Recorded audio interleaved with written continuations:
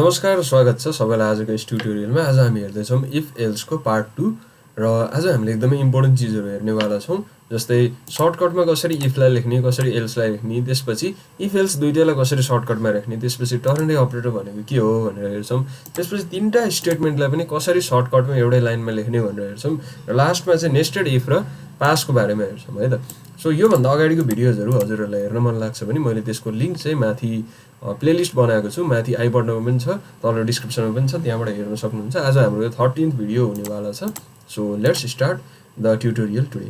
फर्स्टमा म एउटा सिम्पल इफ एल्स लेख्छु है त। जस्तै मसँग एज छ रे 13 है, अनि मैले लेखे if age is more than or equal to 18 छ भने मैले के गर्छु, मैले प्रिन्ट गर्छु अनि लेख्छु you can vote। Okay, simple. मैले अस्तिनको हामीले जुन भोट बनाएको थियौं नि त्यसैको बारेमा हो। सो एल्स मैले लेख्छु प्रिन्ट you cannot vote है त। यो त एकदमै सिम्पल, अस्ति नै हामीले हेरिसक्या हैन। you cannot vote भनेर आयो, अनि मैले यसलाई 19 बनाए भने नि 19 बनाए भने you can vote भनेर आउँछ।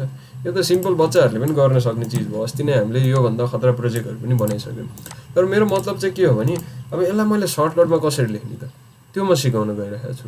यसलाई सर्टकटमा लेख्नको लागि यो जुन इफ र त्यसपछि इफ भित्रको स्टेटमेन्ट छ नि त्यसलाई मैले एउटै लाइनमा ल्याउन पनि मिल्छ के यसरी, अनि एल्स भित्रकोलाई पनि मैले एउटै लाइनमा ल्याउन मिल्छ।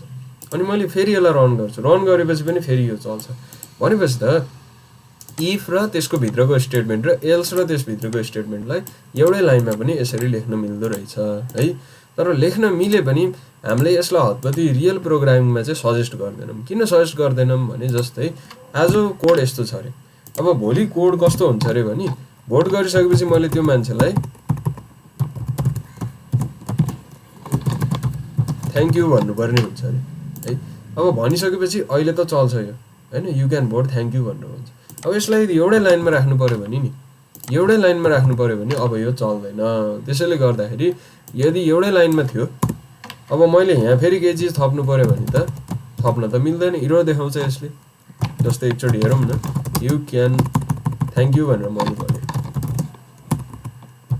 थ्यांक यू भनेर मैले भने, भनिसकेपछि यसले एरर भनेर देखायो।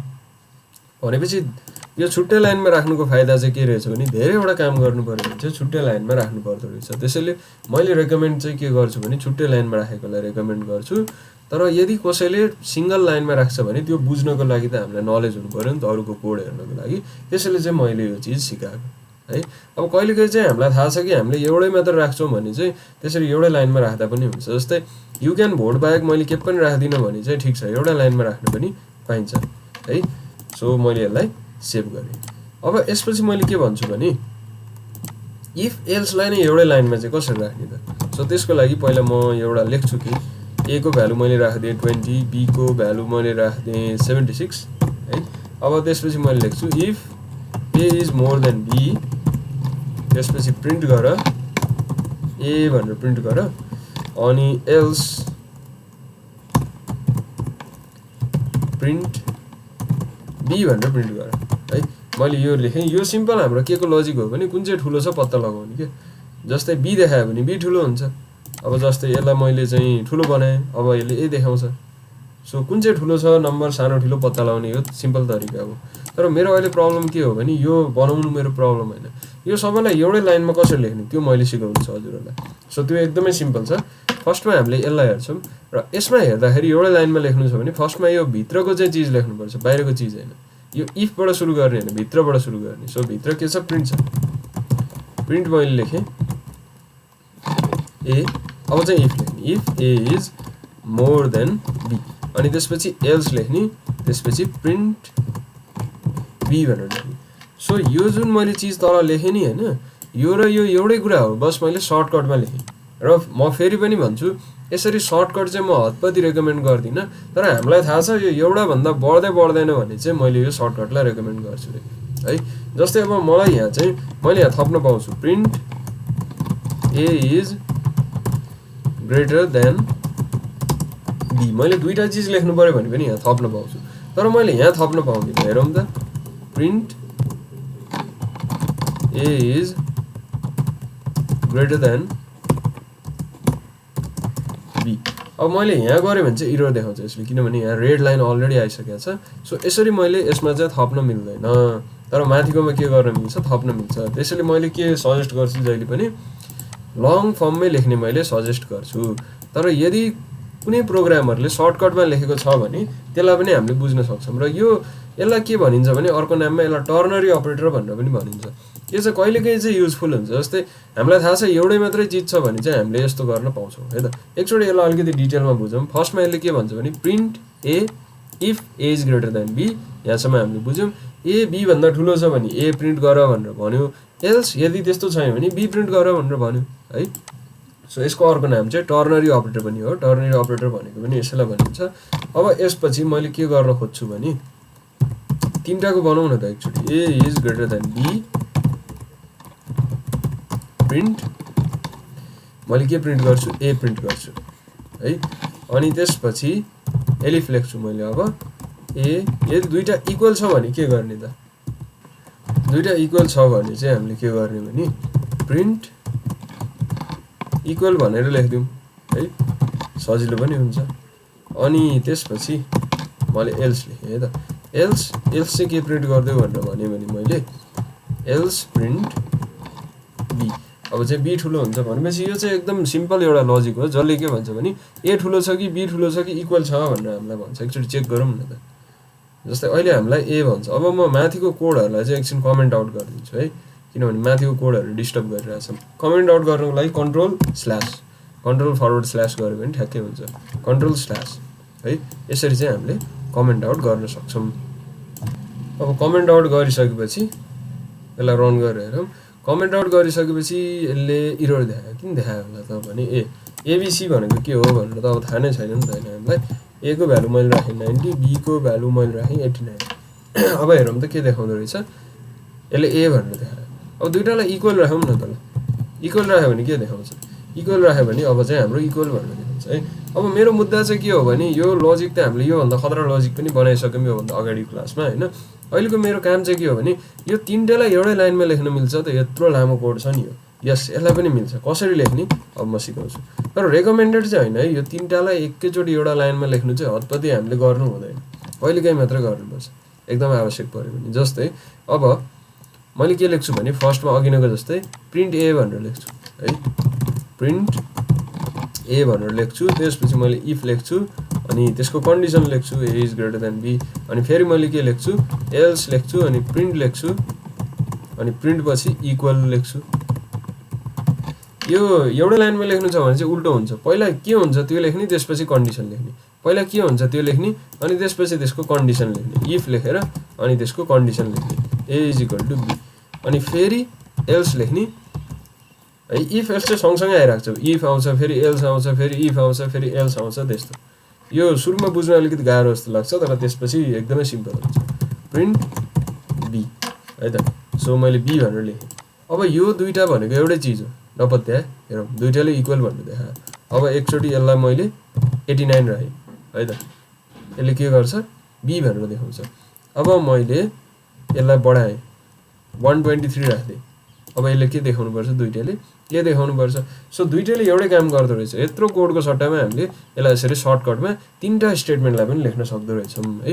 लेख्ने कसरी, पहिला जे गर्नु छ त्यो लेख्ने, त्यसपछि कन्डिसन लेख्ने, फेरि जे गर्नु छ त्यो लेख्ने, एल्स लेखेर फेरि त्यसको कन्डिसन लेख्ने, अनि लास्टमा चाहिँ एल्स लेखेर जे गर्नु छ त्यो लेख्ने। त्यसको चाहिँ कन्डिसन चाहिँदैन, किनभने एल्सको कन्डिसन हामीले लेख्ने गरेको छैन। यहाँ पनि एल्सको कन्डिसन त छैन, यदि कन्डिसन भइदियो भए त्यो पनि यहाँ लेख्नु पर्थ्यो है। भनेपछि लङ तरिकाले लेख्दा चाहिँ पहिला इफ लेख्ने अनि त्यसपछि स्टेटमेन्ट लेख्ने। यो सर्ट तरिकाले लेख्दा चाहिँ पहिला स्टेटमेन्ट लेख्ने अनि त्यसपछि कन्डिसन लेख्ने, पहिला स्टेटमेन्ट लेख्ने त्यसपछि कन्डिसन लेख्ने। माथिको भन्दा ठ्याक्कै उल्टो छ। माथि ए इज ग्रेटर देन बी र तल प्रिन्ट छ, यहाँ चाहिँ पहिला प्रिन्ट त्यसपछि ए इज ग्रेटर देन बी छ है। यसरी हामीले चिन्न सक्छौँ है त। सो यो भयो हाम्रो के तिनवटा चिजलाई पनि एउटैमा हामीले लेख्न सक्यौँ, तिनवटा इफेल्सहरू पनि। अब अर्को एउटा हुन्छ नेस्टेड इफ। नेस्टेड इफ भनेको चाहिँ कस्तो भने हामीले एउटा इन्सेप्सन भन्ने फिल्म हेरेको छौँ नि है। त्यो फिल्ममा के भन्छ भने सपनाभित्र पनि एउटा सपना हुन्छ नि होइन। त्यसै गरी नेस्टेड इफ भनेको पनि कस्तो भने इफभित्र पनि फेरि अर्को इफ के। अब कसरी, जस्तै म एउटा इक्जाम्पल दिन्छु है त। मेरो एउटा राम भन्ने साथी छ अरे, उसको घरमा प्यारेन्टहरु पनि छ रे मैले यस लेखेँ है त त्यसको लागि अब मैले लेखेँ इफ राम इज यस यदि राम यस छ भने यदि राम घरमा छ भने म के गर्छु म रामको घरमा जान्छु go to the house of Ram म रामको घरमा गएँ है अब रामको घरमा गइसकेपछि दुईटा कन्डिसन हुन्छ उसको प्यारेन्ट हुन पनि सक्छ उसको प्यारेन्ट नहुन पनि सक्छ उसको प्यारेन्ट छ भने त हामी पढ्नु पर्छ त्यहाँ गएर बदमासी गेमहरु खेल्यो भने गाली गर्छन् उसको प्यारेन्ट छैन भने चाहिँ हामी गेम खेल्छौं है त सो यो कन्डिसन भित्र अर्को कन्डिसन आयो के पहिला त राम घरमा छ कि छैन त्यो कन्डिसन आयो यदि राम घरमा छ भने पनि दुईटा कन्डिसन आयो प्यारेन्ट छ कि छैन हो त्यसको लागि हामीले युज गर्छौं नेस्टेड इफ भनेको चाहिँ इफ भित्र पनि अर्को इफ त्यस्तोलाई भनिन्छ नेस्टेड इफ अब त्यसलाई युज गर्नको लागि यो जुन इफ छ नि इफ को भित्रको लाइनमा अर्को इफ हुनुपर्छ यसरी यहाँ इन्डेन्टेसन हुनुपर्छ इन्डेन्टेसन भनेर मैले सिकाएको थिएँ नि स्पेस भनेर अब इफ प्यारेन्ट यदि प्यारेन्ट घरमा छ भने त के गर्नु पर्यो हामी पढ्नु पर्यो स्टडी बुक्स पढेर बस्नु पर्यो है किनभने गाली गरिहाल्छन् गेमहरु खेल्यो भने त अनि यो प्यारेन्टको स्पेलिङ बिग्रेछ के फेरि जब प्यारेन्टको स्पेलिङ पनि लेख्न नआउने मान्छे कस्तो होला है एल्स अब एल्स यदि प्यारेन्टहरु घरमा छैन भने चाहिँ म के गर्छु फेरि हामी के गर्छौं हामी गेम खेल्छौं प्ले गेम्स ल हामी गेम खेल्छौं है यहाँसम्म एकदमै सिम्पल हामीले बुझ्यौं यदि राम घरमा छ भने यो दुईटा कन्डिसन छ फेरि प्यारेन्ट छ भने पढ्ने प्यारेन्ट छैन भने गेम खेल्ने र यदि रामै घरमा छैन भने नि त्यसको एल्स चाहिँ हामीले बाहिर लेख्नु पर्छ भित्र लेख्नु हुँदैन किन भित्र लेख्नु हुँदैन किनभने भित्र लेख्यो भने त त्यो नेस्टेड हुन्छ त्यो त्यस भित्रको चाहिँ हुन्छ त्यसैले गर्दाखेरि यसलाई नेस्टेड भनिन्छ के अनि यो एल्स चाहिँ बाहिर लेख्नु पर्छ है अब यदि राम नै घरमा छैन भने के गर्ने राम नै घरमा छैन भने त एकदमै सिम्पल हामीले के गर्छौं stay at your own house आफ्नै घरमा बस्ने भनेर मलाई भने है त अब यसलाई एकचोटि रन गरेर हेरौं सो रन गरिसकेपछि राम पनि छ घरमा प्यारेन्ट पनि छ हामीले के गर्छौं रामको घरमा जान्छौं तर बुक पढ्छौं अब राम घरमा छ तर प्यारेन्ट चाहिँ छैन रे अब हामीले के गर्छौं रामको घरमा जान्छौं गेम खेल्छौं अनि राम छैन भने नि रामै छैन भने चाहिँ म के गर्छु राम छैन भने त म आफ्नै घरमा बस्छु stay at your own house so यसरी हामीले सिम्पल खालको कन्डिसनबाट चाहिँ के कन्सेप्ट बुझ्यौं भने नेस्टेड इफ एल्स भनेको चाहिँ बुझ्यौं नेस्टेड इफ भनेको एकदमै सिम्पल कुनै इफ भित्र हामी छिरौं अब त्यस भित्र पनि फेरि इफ एल्स छ के है जस्तै अब म आज बाटोमा हिँडिरहेको छु रे हैन अब आज पानी पर्छ कि पर्दैन त्यो एउटा कन्डिसन भयो यदि पानी पर्यो भने म के गर्ने छाता ओढ्ने कि रेनकोट ओढ्ने त्यो त्यस भित्रको कन्डिसन भयो के त्यस्तो खालकोलाई नेस्टेड इफ भन्छ त्यो पछि हाम्रो एकदमै युज हुन्छ नेस्टेड इफ भन्ने चीज चाहिँ पछि प्रोग्रामिङमा एकदमै युज हुन्छ त्यतिखेर हजुरले हेर्न सक्नुहुन्छ हामीले प्रोजेक्टहरु बनाउँदाखेरि पनि है सो नेस्टेड इफ को कन्सेप्ट पनि हामीले सिक्यौं अब एउटा लास्ट कन्सेप्ट छ त्यो हो युज अफ पास जस्तै कुनै एउटा बच्चा थियो रे हैन त्यसले एक्जाममा मार्क्स 90 ल्याउन सक्छ है यदि 90 ल्यायो भने चाहिँ if marks is more then 90 उसको ड्याडीले उलाई के भनेर भने तैले एक्जाममा 90 मार्क्स घटा या त बराबर ल्याए पनि हुन्छ 90 मार्क्स घटाइस भने तँलाई म एउटा केही न केही ठुलो चीज दिन्छु भनेर चाहिँ भन्नु पर्यो तर के दिन्छु त्यो चाहिँ म पछि भन्नु होला भनेर भन्नु पर्यो अब मैले यसलाई के भने पाइथनलाई पछि भनौला भनेर मैले यसलाई लेखे भने त यसले त मलाई के गर्छ एरर थ्रो गर्छ पाइथनले त यस्तो बुझ्दैन त्यसैले पछि भनौला पछि लेख्नु कुनै चीज छ भने हामीले त्यसको लागि लेख्छौं पास भने चाहिँ के हो भने फ्युचरको लागि के अब मैले पास लेखे भने यसले एरर देखाएन अब भोलि मलाई चाहिँ ड्याडीले आएर भन्नु पर्यो साइकल किनिदिन्छु भन्नुभयो भने मैले यहाँ shirt I will get new बच्चा बेलामा त साइकल खतरा हुन्थ्यो नि साइकल किनिदिनु भयो भने फर्स्ट हो भने साइकल किनिदिनु भनेर सबैको ड्याडी मम्मीहरुले भन्नुहुन्थ्यो कि हाम्रो बेलामा चाहिँ हामी 4-5 क्लास हुँदाखेरि साइकल बच्चाले किन्यो भने त खतरा त्यो बच्चा त पहिला है सो यसरी चाहिँ हामीले पासको युज गर्न सक्छौं है कुनै पनि फ्युचरमा कुनै चीज गर्नु छ भने चाहिँ अहिले पास लेखेर छोड्दिराख्ने अनि पछि हाल्छु भनेर भनेको पास भनेको चाहिँ पछि हाल्छु अनि पछि हाल्छु पास लेखेन भने चाहिँ फेरि पाइथनले एरर देखाउँछ के त्यसैले यति खाली छोड्दियो भने के हुन्छ एकचोटी हेरौं न खाली छोड्दियो भने पाइथनले एरर देखाउँछ त्यसैले मलाई इरर पनि देखाउन मन छैन, हाल्न पनि मन छैन भने मैले चाहिँ त्यतिखेर पास भनेर लेखिदिन्छु है। सो इफ एल्सको हाम्रो यो सेकेन्ड च्याप्टर पनि सिद्धियो। अब यसपछि हामी इफ एल्स पछि व्हाइल फर लुपहरूको बारेमा पढ्छौँ र त्यसपछि मात्र लिस्टको बारेमा पढ्छौँ। किनभने मैले फर्स्टमा लिस्ट पढाएँ भने हजुरहरूलाई गाह्रो हुन्छ भनेर चाहिँ मैले फर्स्टमा इफ एल्स पढाएको हो। अब इफ एल्स बुझिसकेपछि चाहिँ हामीले रियल वर्ल्डको धेरै धेरै प्रब्लम्सहरूलाई पनि सल्भ गर्न सक्छौँ है। सो आजको लागि ट्युटोरियल यति नै भयो। हस्त, धन्यवाद, नमस्ते।